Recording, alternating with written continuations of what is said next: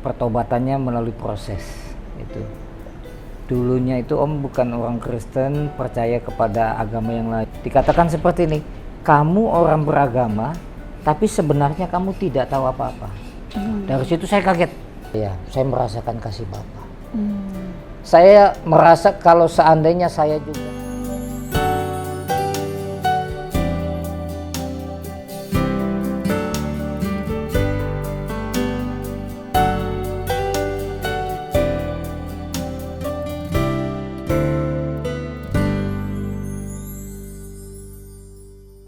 Shalom Jemaat Tuhan, di kesempatan yang luar biasa ini kita memiliki kesempatan nih untuk mewawancarai Om Suryadi yang merupakan papa dari Gracia. Nah, mari kita mulai. Nah, tapi sebelum kita tanya-tanya nih tentang Gracia, kita tanya dulu nih tentang kehidupan Om Suryadi sendiri. Nah, Om Suryadi itu dari lahir sudah Kristen atau ada momen-momen pertobatannya nih Om? Om bukan orang Kristen, jadi punya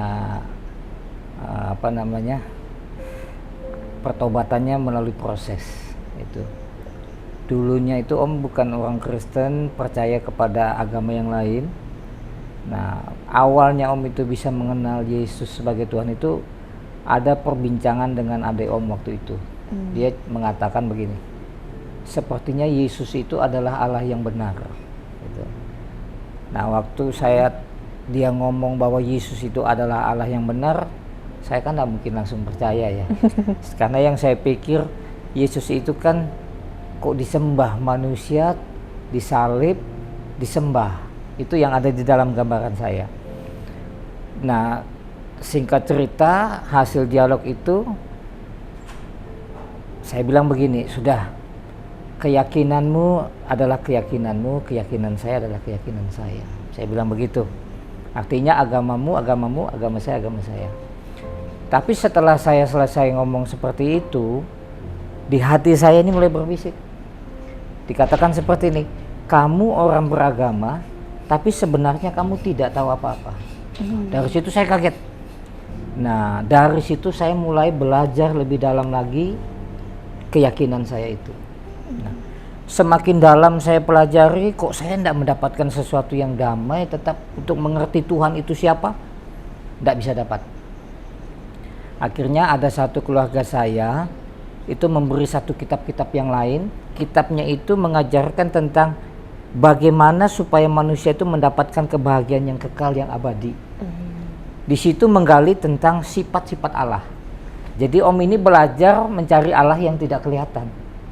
Nah, waktu saya belajar ini kan tidak mungkin langsung bisa. Saya nanyalah sama orang, asal ketemu sama orang saya tanya, sudah ketemu Tuhan belum? Nah, malah yang nanya sama saya bilang, wah Om ini, Bapak ini sudah gila, masa Tuhan tidak kelihatan dicari Pak. Tapi saya tidak puas. Tapi memang saya tidak bisa menemukan dari kitab-kitab yang saya pelajarin ini. Dari situ satu hari saya teriak, karena saya tidak mendapatkan sesuatu, saya teriak. Saya bilang, ada tidak Tuhan ini? Kalau ada Tuhan, kenapa saya mau keluar dari perbuatan yang saya jahat kok tidak bisa-bisa? Nah, sempat 3 hari saya itu seperti orang yang linglung, tidak tahu harus berbuat apa. Jadi pekerjaan juga saya tidak bisa menikmati, keluarga juga saya sudah tidak bisa menikmati. Kalau kita bilang seperti hambar, tidak ada rasa lagi. Jadi artinya kehidupan ini seperti hilang saya sudah. Nah, puji Tuhan. Kenapa saya tahu saya nyebut puji Tuhan? Karena waktu itu ada seorang anak muda mau ketemu sama saya. Nah, dia ketemu sama istri saya, waktu hari pertama tidak ketemu, hari kedua dia datang lagi. Nah, di hari kedua itu akhirnya ketemu dengan saya, kita ngobrol lah. Singkat cerita dia bilang begini, Pak, saya mau ketemu sama Bapak ini sebenarnya mau mencocokkan dengan mimpi saya. Soalnya saya ketemu rumahnya seperti ini, orangnya seperti ini. Rumahnya saya ketemu, tapi orangnya saya belum ketemu. Wah, ini kok sama ya seperti mimpi saya, dia bilang. Nah, singkat cerita, kami ceritalah tentang Tuhan. Nah, anak muda ini kasih saya pertanyaan. Dia bilang begini, Bapak percaya enggak bahwa Allah itu berkuasa? Nah, Waktu anak muda ini nanya saya, Bapak percaya enggak bahwa Allah itu berkuasa? Saya dibawa untuk melihat keadaan dunia ini, alam semesta ini. Nah, kalau alam semesta ini ada manusia dan isi, pasti ada penciptanya. Inilah yang disebut orang adalah Allah sang pencipta langit dan bumi.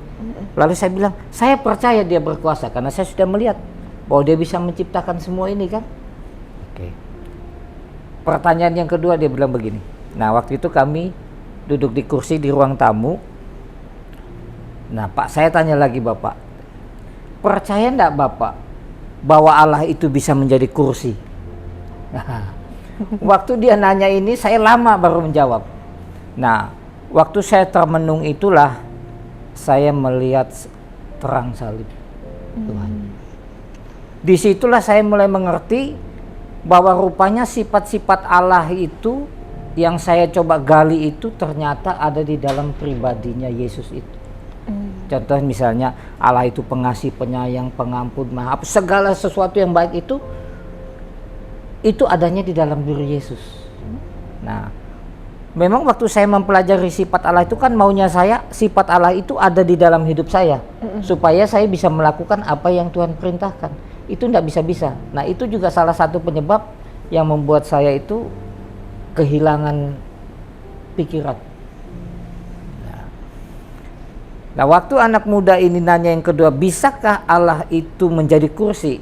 Nah, karena saya melihat bahwa Allah ini bisa melakukan apa saja, akhirnya saya bilang, Allah bisa berbuat apa saja. Mau jadi kursi kek, mau jadi apa bisa, karena Allah yang berkehendak. Nah, artinya begini, kursi tidak bisa menjadi Allah, tapi Allah bisa berkehendak menjadi kursi. Ya. Nah, waktu saya ngomong ini tanpa terasa ada sesuatu yang berubah di dalam hidup saya. Ada sesuatu yang terbuka di dalam pikiran saya. Nah, anak muda ini waktu saya menjawab seperti itu dia bilang, ya berarti Roh Kudus sudah ada turun atas hidup Anda. Nah, dari situ saya yang tadinya seperti orang mau gila ya karena sudah tidak tahu hidup ini buat apa. Waduh, saya mendapatkan sesuatu terang yang pikiran saya mulai terbuka. Situ awalnya saya mulai kenal Tuhan Yesus. Seketika ya Om ya berarti ya? Belajarnya sih cukup lama. Jadi itu apa artinya? Intinya saya menggali Tuhan itu kan mencari itu waktu saya belum menjadi orang Kristen itu kira-kira 7 tahun lah. Saya mendalami kitab saya itu dan mempelajari kitab-kitab yang lain. Nah, setelah saya tahu dan ketemu dengan anak muda inilah yang membuka saya. Akhirnya saya menerima Yesus sebagai Tuhan dan Juru Selamat. Itu. Nah, itu ada di firman Tuhan ya. Mungkin saya bagikan juga supaya apa yang saya pikirkan ini ternyata ada di dalam Alkitab juga. Di Kolose 2 ayat 2 dikatakan seperti ini, supaya hati mereka terhibur dan mereka bersatu dalam kasih, sehingga mereka memperoleh segala kekayaan dan keyakinan pengertian dan mengenal rahasia Allah, yaitu Kristus. Sebab di dalam dialah tersembunyi segala harta, hikmat, dan pengetahuan. Jadi segala pengetahuan apapun di luar daripada Yesus itu bukan pengetahuan yang sesungguhnya. Itu yang saya dapatkan. Mungkin wah, ini menarik banget sih, karena bayangkan saudara, belajar selama 7 tahun seakan-akan belum menemukan apa-apa ya Om ya. Iya. Tapi begitu encounter dengan Tuhan, begitu merasakan ada Tuhan, seketika itu bisa langsung percaya, meskipun habis itu belajarnya tetap lama ya Om ya. Tetap lama. Nah, ketika Om sudah mulai percaya nih sama Tuhan, ada nggak perubahan di dalam kehidupan Om? Wah, perubahannya cukup luar biasa, tidak pernah saya pikirkan. Usaha saya bangkrut, ya nah, itu dulu diproses luar biasa. Anak saya yang pertama kecelakaan, namanya Juan. Tapi puji Tuhan, semua itu dilewatin, Tuhan beri jawaban. Nah, yang terakhir kali itu si Gresia ini. Jadi saya merasakan, wah, ikut Tuhan itu memang berat. Ya, tidak gampang juga ya. Orang kan banyak berkata, wah, jadi orang Kristen enak, percaya Yesus, mengakui segala dosa, diselamatkan. Itu teorinya kan begitu. Tapi untuk mendapatkan sampai ke sana, itu proses hidup kita ini benar-benar dimurnikan Tuhan. Nah, itu yang saya rasakan. Ya kadang kan kita tidak mengerti bahwa diri kita ini kita anggap sudah murni. Padahal belum tentu. Karena apa yang di dalam hati kita ini Tuhan yang tahu. Nah, itu mungkin salah satu proses yang saya lalui. Tapi meskipun kehidupan ini seakan-akan berat, Om selalu merasakan penyertaan Tuhan ya? Nah, itu karena ada firman-Nya. Jadi waktu anak saya kecelakaan, sudah dokter bilang tidak ada harapan hidup ya. Nah, yang terjadi akhir sama Gracia ini yang membuat saya itu, aduh, saya bilang Tuhan, kenapa anak saya harus lahir dengan keadaan mata tidak dapat melihat? Ini pukulan berat buat Om. Tapi untung aja kan sudah banyak proses yang Om alamin, termasuk diri Om. Kalau bisa sampai hari ini bisa ngobrol, ini lolos dari gangguan jiwa sebenarnya Om bilang. Yang kedua, sudah melihat anak saya, bilang dokter tidak ada harapan hidup, Tuhan pulihkan. Tapi yang ketiga ini lagi, Gracia, kenapa Tuhan harus lahir menjadi mata dengan keadaan tidak dapat melihat, buta? Itu kaget Om. Tapi kembali Om bilang, firman Tuhan selalu mendukung, menopang hidup kita. Yang membuat Om bisa kuat sampai hari ini, Tuhan bilang begini, 1 Tesalonika 5 ayat 18. Mengucap syukurlah di dalam segala hal, sebab itulah yang dikehendaki Allah bagimu di dalam Kristus Yesus. Jadi saya lagi nyembah Tuhan, oh Tuhan kenapa anak saya harus lahir begini, saya nangis-nangis, Tuhan kasih firman ini. Nah, itu yang membuat saya lega. Ya, akhirnya kami bisa menerima Gracia. Itu. Berarti iman tuh juga ada level-levelnya ya Om ya? Ada proses. Kalau misalkan sebelumnya Om nggak pernah diproses sama Tuhan, ketika Gracia lahir mungkin Om lebih down lagi gitu. Oh pasti. Om pikir kalau bukan. Jadi gini, yang Om rasakan itu gini. Waktu kita mengenal Tuhan, itu kita baru mengenal. Tapi waktu kita mulai berjalan dengan Tuhan, itu proses pemurniannya. Nah, saya ingat firman Tuhan, makanya dikatakan bahwasannya kasih setianya itu untuk selamanya. Nah, kita masuk pintu gerbang Tuhan untuk bisa menerima apa yang Tuhan ajarkan kepada kita, itu ucapan syukur. Nah, itu yang makanya begitu Om tahu mulai berjalan dengan Tuhan, di dalam kehidupan Om itu harus selalu ada ucapan syukur kepada Tuhan.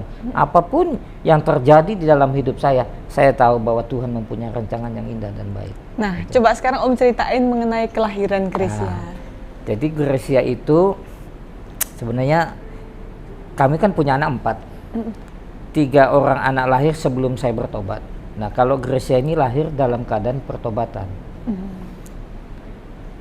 Banyak kadang-kadang keluarga juga nanya, loh biasanya kan kalau kita masih jadi orang pikiran-pikiran dunia itu kan selalu ada pantangan ini itu untuk orang hamil. Nah, sementara kami di dalam Tuhan kan dalam nama Yesus semuanya kan berjalan dengan baik. Kami, istri saya tidak menyangka bahwa Gracia itu ada sesuatu di dalam kandungannya. Enggak, sehat, kuat, bahkan di dalam perut aja Gracia itu bergeraknya sudah luar biasa. Tapi waktu lahir dia berselaput matanya. Nah, kebetulan Gracia itu lahirnya hari Sabtu. Ya, saya yang pertama kali melihat keadaan anak saya seperti itu, saya doa, saya nangis, saya enggak kasih tahu istri. Nah, sampai di rumah saya doa lagi sama Tuhan. Saya nangis, waduh, masuk dalam kamar saya meronta sama Tuhan. Nah, Tuhan kasih firman itu. Hari Sabtu, minggunya saya ke gereja. Waktu saya ke gereja, ya kebetulan yang khotbah teman saya juga, hamba Tuhan juga kan. Nah, sama-samalah ke rumah sakit. Nah, waktu mau mendoakan Gracia ini, dia enggak tahu kalau anak saya keadaannya seperti ini. Kami sama teman ini sering penginjilan.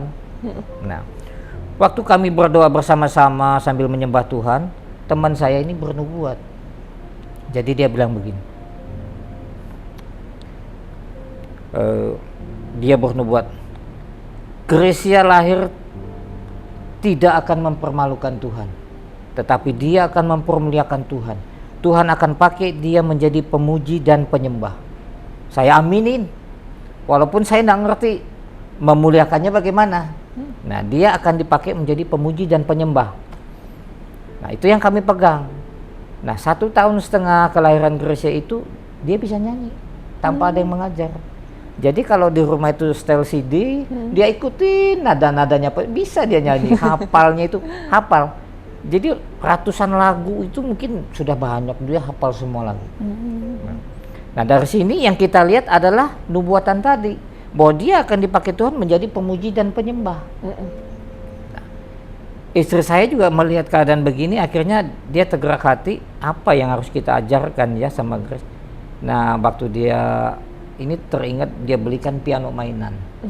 Jadi Gracia itu dibelikan piano mainan, tiap hari di rumah cuma main itu, ketok-ketok main piano. Ternyata kan Om nggak tahu musik.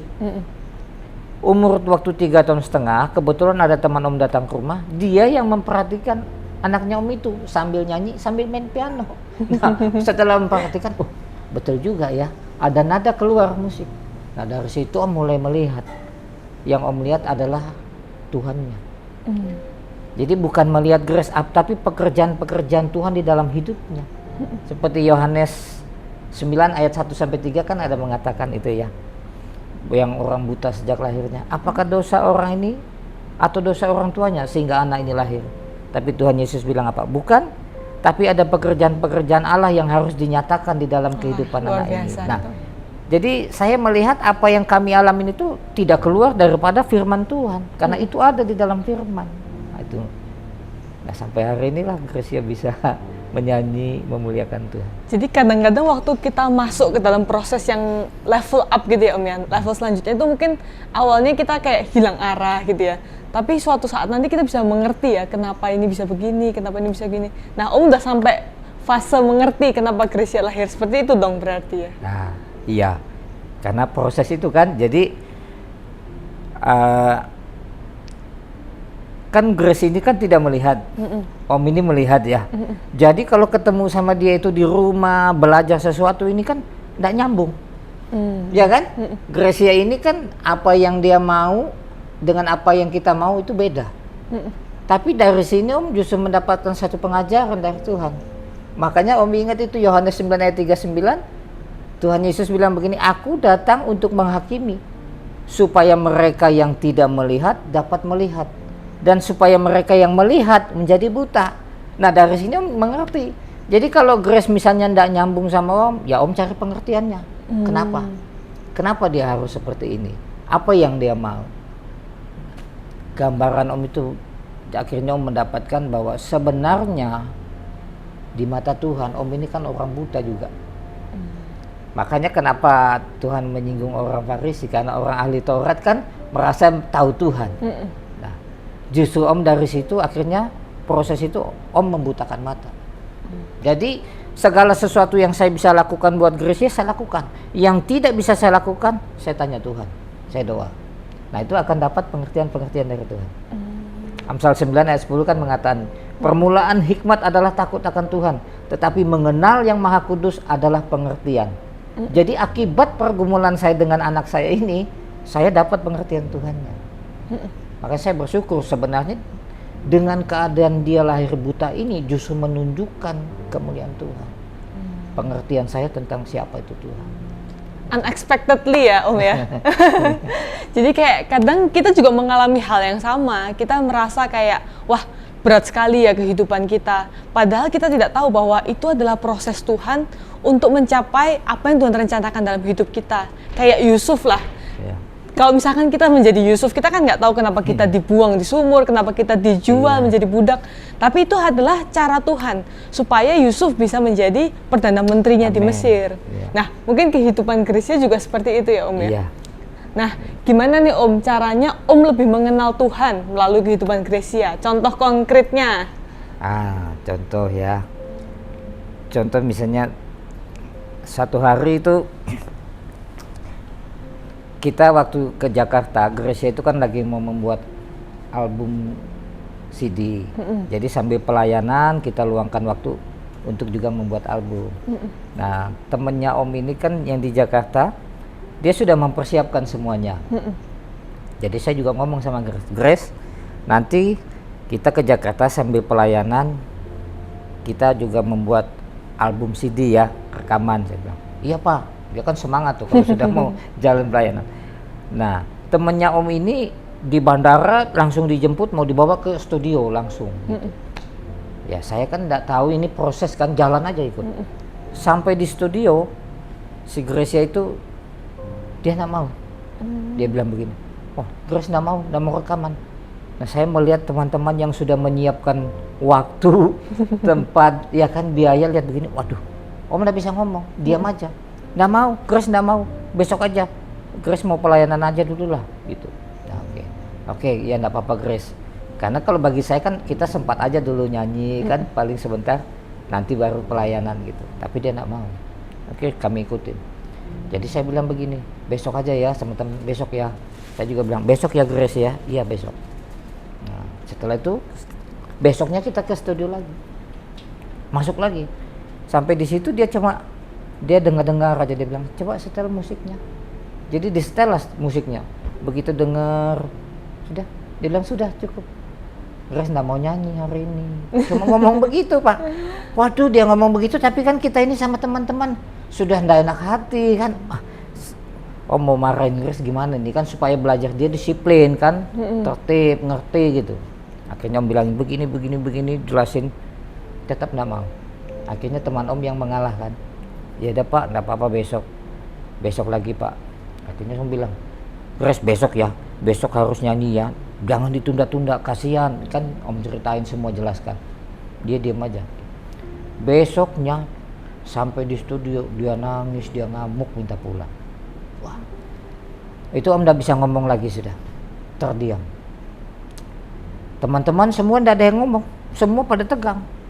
Nah, akhirnya Om ya udah, saya nggak ngomong sama istri, saya ambil Grace, saya pegang tangannya, saya keluar dari studio, saya jalan.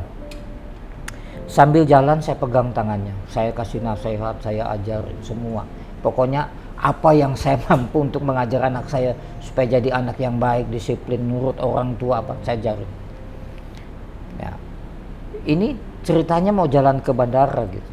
Tapi begitu saya lihat mall kan, saya mau arahkan dia juga untuk coba membujuk-bujuk juga sambil membujuk. Nah waktu sampai di mall, kebetulan di mall itu kan ada bangku duduk di luar tuh.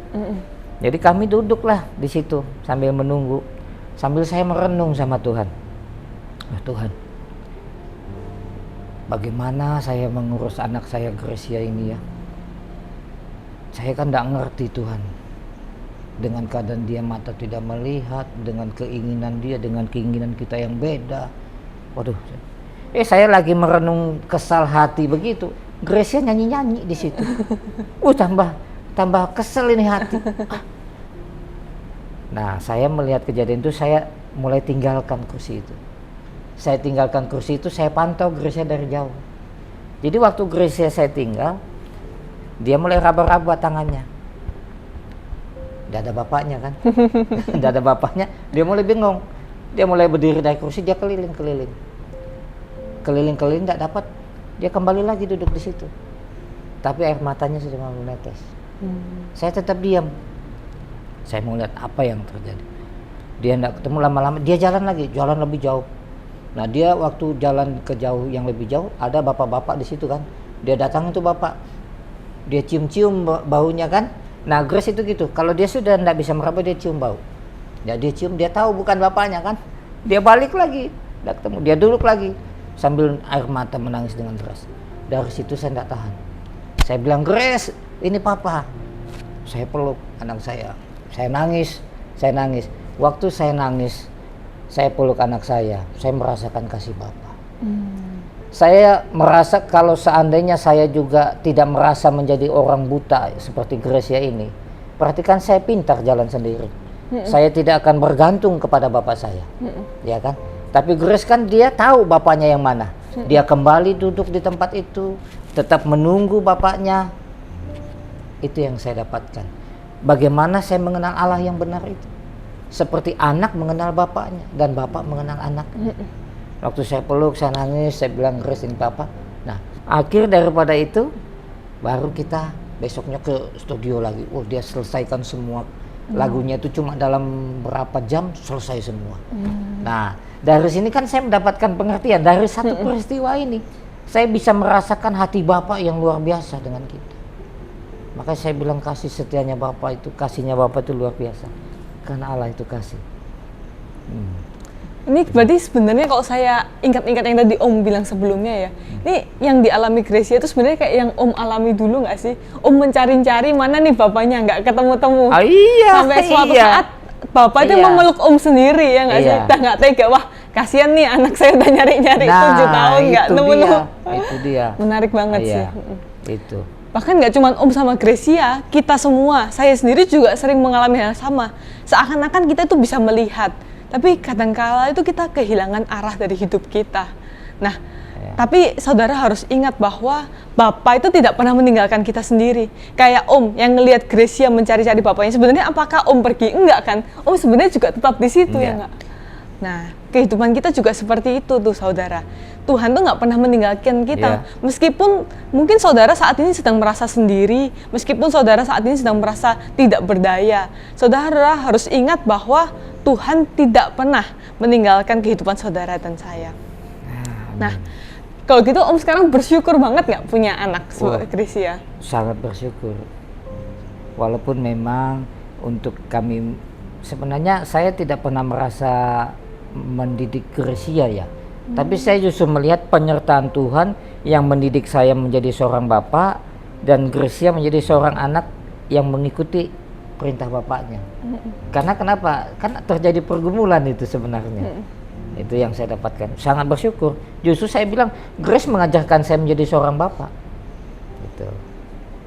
Nah, coba Om ceritain nih, bagaimana pengalaman Om yang menemani Gracia yang sering tuh pelayanan kemana-mana? Oh ya. Banyak hal ya. Selalu ada suka dan duka dalam pelayanan bersama dengan Grace. Bahkan kami hampir-hampir menyerah. Kenapa menyerah? Karena kadang-kadang kan kita sudah siapkan nih, misalnya Grace sebentar lagi nyanyi ya, kita siapkan. Tahu-tahu dia bilang apa? Enggak, Grace enggak mau nyanyi. Wah, itu kan bagi Om kan membayangkan kalau harus sudah naik di mimbar dia tidak naik, itu bagaimana? Itu kan membuat Om itu merasa aduh, ini kalau begini sangat susah. Berarti deg-degan terus ya, ya? Ada, makanya harus siap gitu. Tapi belakangan kan Om makin mengerti kan.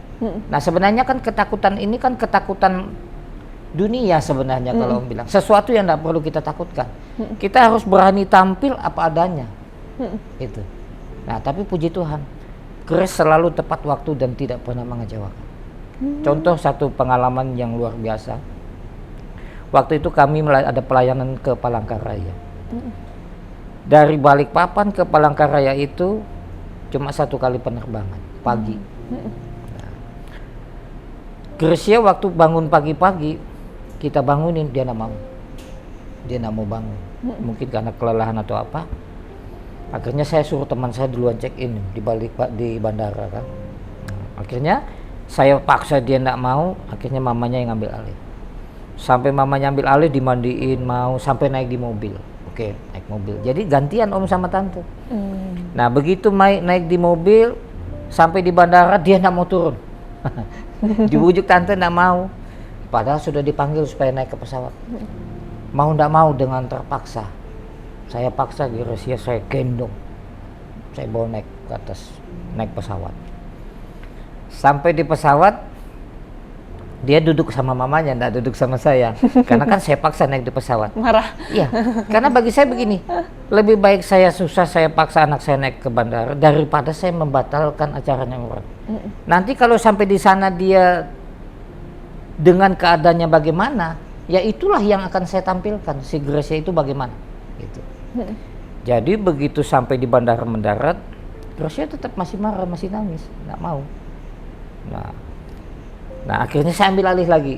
Panitia itu datang dengan semangatnya, halo Grace, puji Tuhan Grace sudah datang. Mereka nggak tahu kalau Grace-nya lagi keadaan marah kan, dari jauh. Waduh, saya bilang ini. Jadi saya bilang sama istri saya, udah, kamu bawa panitia jalan dulu, tinggalkan aja saya berdua. Kan mereka kan nggak ngerti siapa Grace toh. Nah, mereka jalan. Jadi saya sama Grace tinggal di bandara berdua. Nah, sudah jalan mamanya di bandara, sudah jalan. Jadi saya cerita lah sama Grace, mulai saya bujuk, Grace, kita ini kan sudah janji, saya bujuk-bujuk lagi. Dia bilang, enggak, Grace mau pulang. Saya bilang, enggak ada pesawat. pesawat cuma 1 kali, besok baru pulang. Tuh.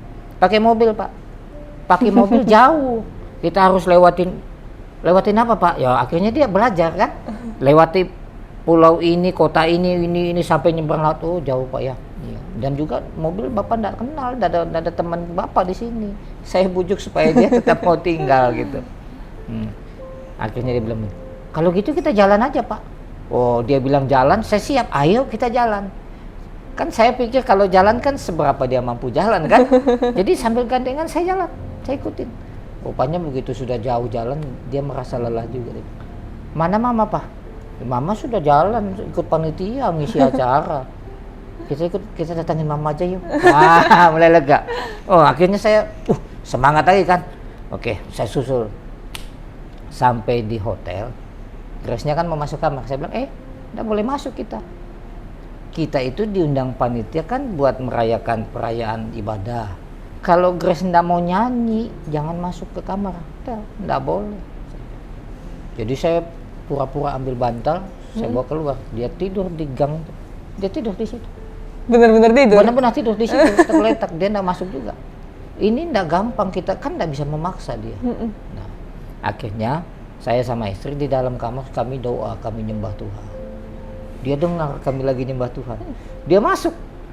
Nah, dia masuk, saya jalan, maksudnya ke tempat lain, dia dekat sama mamanya. Akhirnya sama mamanya dia dialog kan. Udah, Grace nanti mau nyanyi Pak, mau nyanyi, kasih tau Papa, Grace mau nyanyi. Saya dengar begitu, saya semangat kan. Panitia belum tahu nih, Grace-nya nyanyi apa enggak. Malam itu dia nyanyi luar biasa. Sampai itu jemaat tuh enggak tahan, itu maju semua ke atas separuh dan maju semua ke depan mimbar waktu Grace nyanyi itu. Jadi ada tantangan, tapi ada penyertaan Tuhan tetap ada dalam hidup kita. Itulah salah satu suka duka kami melayani dengan Grace.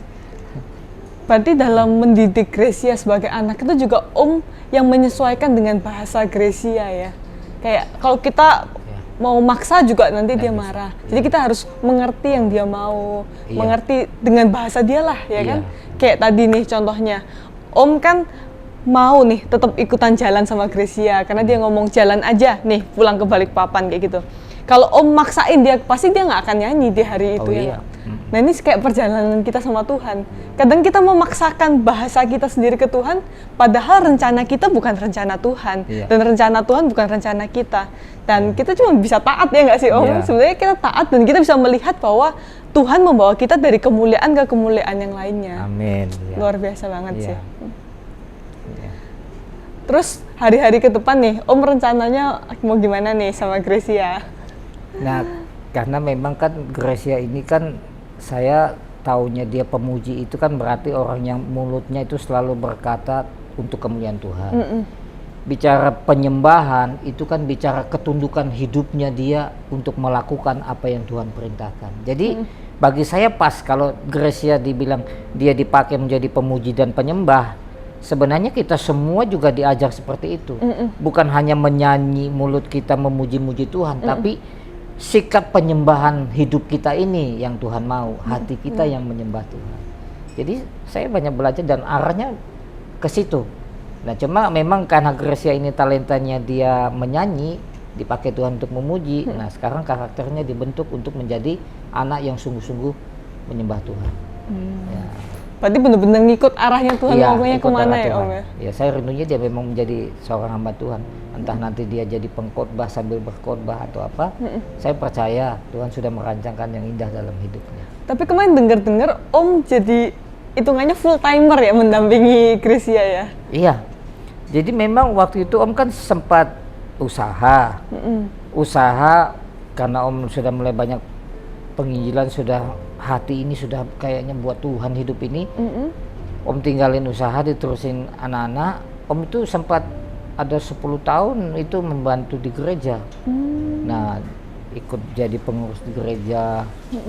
Nah sampai satu hari Om tanya Tuhan lagi, karena Om di gereja juga apa di sini aja ya, kayaknya kok sempit bagi Om kalau cuma di dalam gereja. Akhirnya Om tanya Tuhan, kemana saya Tuhan? Tuhan bilang, damping Gracia. Nah kan secara manusia kan pikiran saya nggak nyambung, kenapa saya harus damping Gracia, kan ada mamanya. Ternyata membentuk karakter Bapak itu justru dengan Gracia. Ya mungkin ini banyak hal yang memang hati kita ini dibersihkan lagi oleh Tuhan oleh tingkah laku Gracia itu. Jadi semakin mengerti sifat Bapak ya. Iya. Karena sebagai Bapak beneran Iya, ya. mengerti sifat Bapak. Tapi memang beda ya sama 3 kakak-kakak Gracia yang lain tuh, memang beda mendidiknya. Beda. Kalau kayak anak-anak Om yang lain kan mereka kalau Om tegur, Om marah, mungkin dia kan kelihatannya nurut, padahal nggak nurut kalau Om bilang. Nah kalau Grace ini sepertinya dia ini juga lebih ada kuasanya kepada Om, berani melawan gitu loh. Arti kata melawan sesuatu yang memang dia anak kecil gitu loh. Tetapi setelah Om mencoba mencari pengertian di situ, wah ini seperti Roh Kudus yang negur Om gitu loh. Malah kita kayak Gracia itu ya Om ya, iya, kalau di hadapan itu. Bapak itu sebenarnya Iya. kita seakan-akan kita juga memiliki kuasa nih, kita malah marah sama Tuhan, kita bilang kayak kenapa Tuhan kehidupanku kayak gini, padahal kita belum bisa menilai orang, kita belum tahu ke depannya kayak gimana. Nah saudara, melalui kehidupan Gracia ini kita juga dituntun bahwa kehidupan kita sebagai orang Kristen itu seharusnya sederhana aja, karena kita harus menjadi seperti Abraham yang kita langkah demi langkah itu dituntun sama Tuhan. Kita langkah demi langkah itu kita tanya Tuhan. Seakan-akan ketika kita bisa melihat, itu kita tahu kemana kita mau tuju. Kita tahu kemana arah langkah hidup kita. Namun tahukah saudara bahwa sangat mungkin loh, apa yang saudara inginkan, apa yang saya inginkan, itu bukan seperti yang Tuhan inginkan. Maka dari itu, melalui kesaksian ini, biarkanlah kita belajar untuk setiap langkah di dalam kehidupan kita itu kita tanya Tuhan. Kita bergantung sepenuhnya sama Tuhan. Seperti Gracia bergantung sama papahnya, demikianlah kita bergantung sama papah kita, yaitu Tuhan Yesus Kristus. Sampai berjumpa di part-part yang berikutnya. Semoga kesaksian ini menjadi berkat buat saudara. Salam Victory.